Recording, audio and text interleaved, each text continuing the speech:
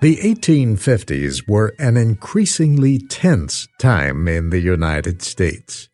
Most of the population lived east of the Mississippi River, but more and more people were moving west. As western areas became populated, they became official territories and then new states. The settlement of these areas once again raised the issue of slavery. A law passed in 1820 called the Missouri Compromise extended a line across the map of the United States. Slavery was legal in areas south of the line. North of the line, slavery was illegal except in the state of Missouri. 30 years later, another political compromise made slavery a local issue instead of a national one. The Compromise of 1850 said people in the Western Territories could decide for themselves whether slavery would be legal or illegal. Then, in 1854, Illinois Senator Stephen Douglas proposed another measure. His legislation would also affect slavery. It aimed to make the wild western area known as Nebraska an official territory. This is the Great Plains. This is open territory. There were Indian tribes settled out there. Nicole Etchison is an historian. She says white settlers could not move to Nebraska because a government did not yet exist there.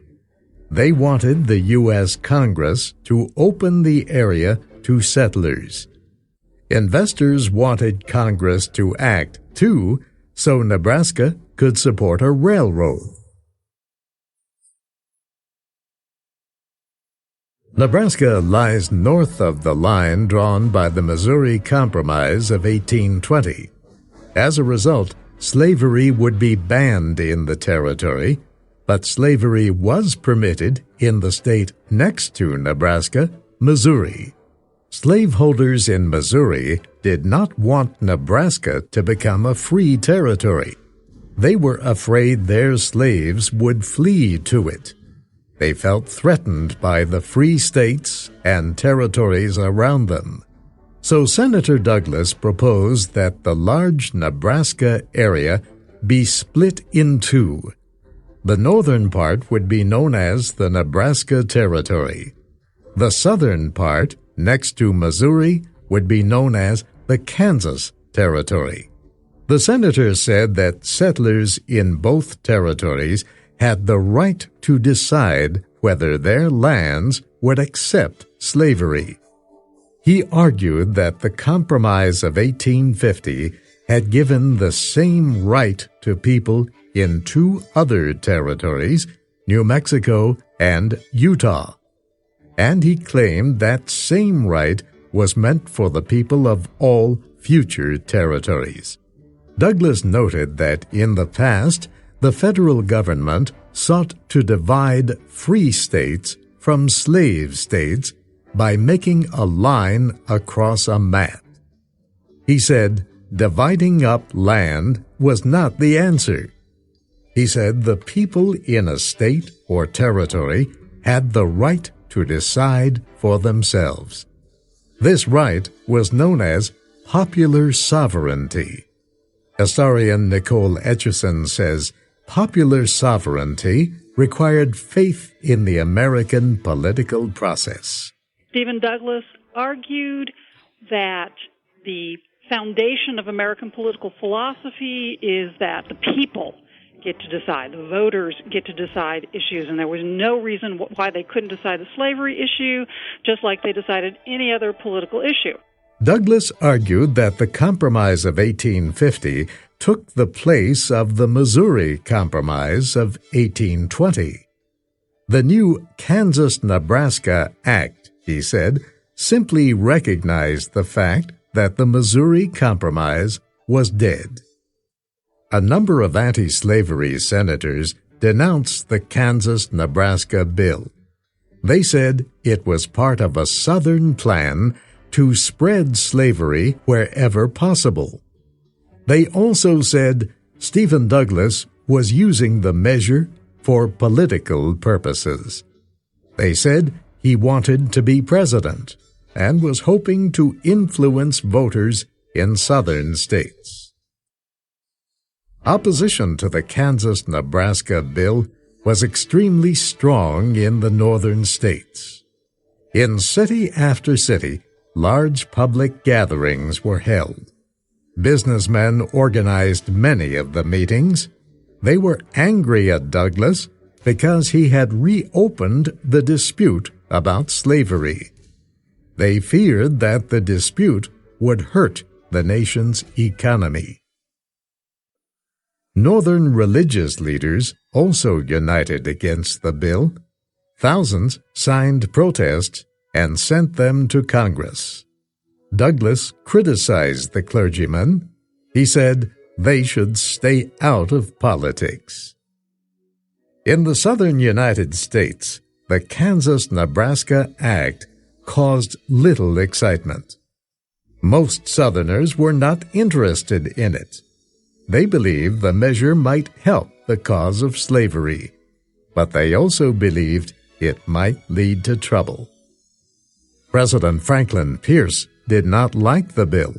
He feared it would reopen the bitter national debate about slavery. However, most members of the U.S. Senate supported the Kansas-Nebraska bill. It passed easily in the Senate. The bill had less support in the House of Representatives. The vote there was close, but the measure passed. President Pierce finally agreed to sign it into law. In exchange, congressional leaders promised to approve several presidential appointments. Supporters of the Kansas-Nebraska Act celebrated its passage. They fired cannons as the city of Washington was waking to a new day. Two senators who opposed the bill heard the noise as they walked down the steps of the Capitol building. One of them said, "They celebrate a victory now, but the echoes they awake will never rest until slavery itself is dead." The new law gave the people of Kansas and Nebraska the right to decide if slavery would be legal or illegal. The vote would depend on who settled in the territories. It was not likely that people who owned slaves would settle in Nebraska. However, there was a good chance slave owners would settle in Kansas.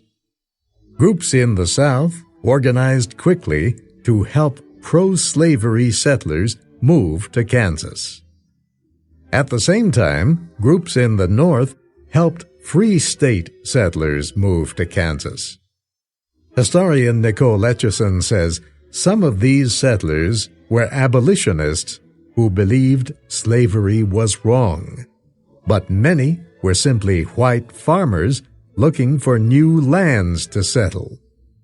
Miss Etchison says these farmers did not care about slavery, but they did not want to live near blacks or compete with slave labor. It's that third group of Midwesterners who becomes crucial, because when they get out there to Kansas and they can't get a fair vote, they become radicalized against slavery.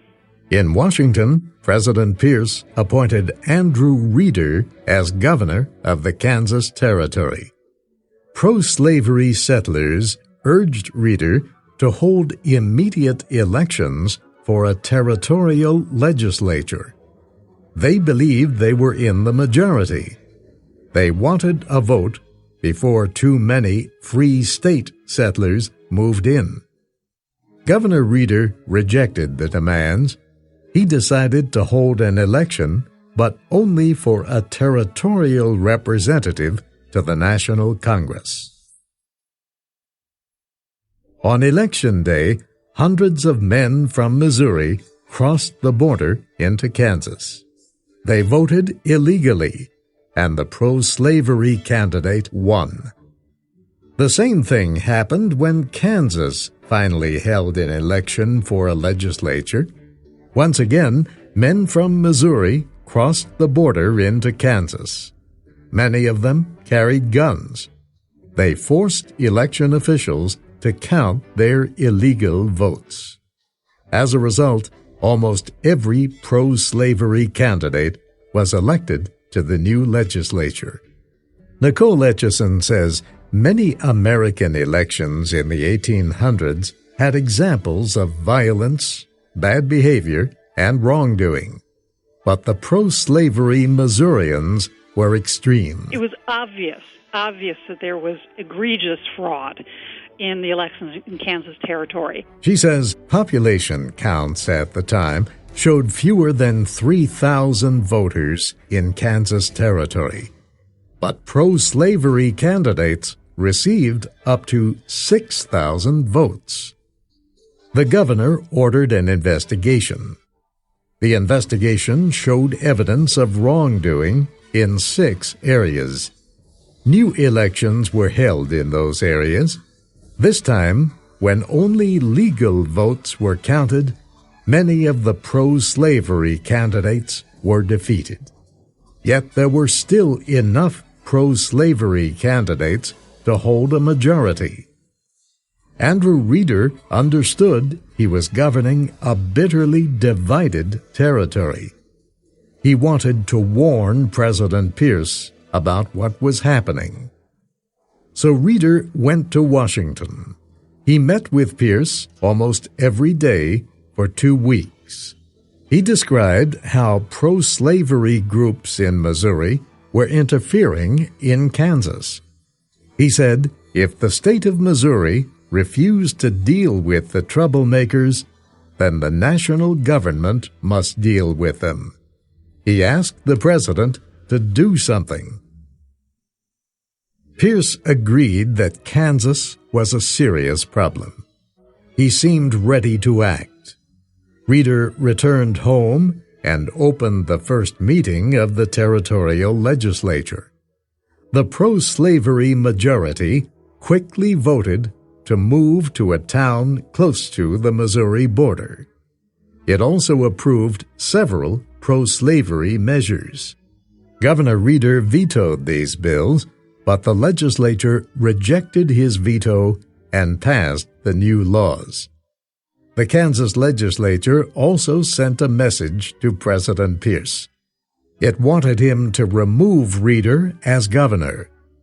Political pressure was strong, and the president agreed. He named a new governor, Wilson Shannon. Shannon supported the pro-slavery laws of the legislature.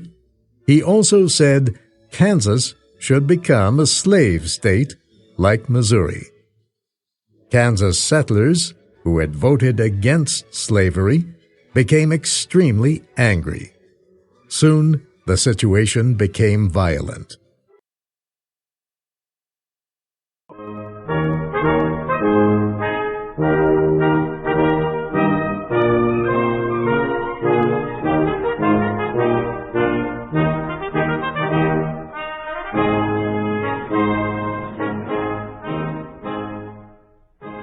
Thank you for watching. Can you do me a favor? Please leave a comment in the comment section below. That would really help. Thank you, and see you again soon.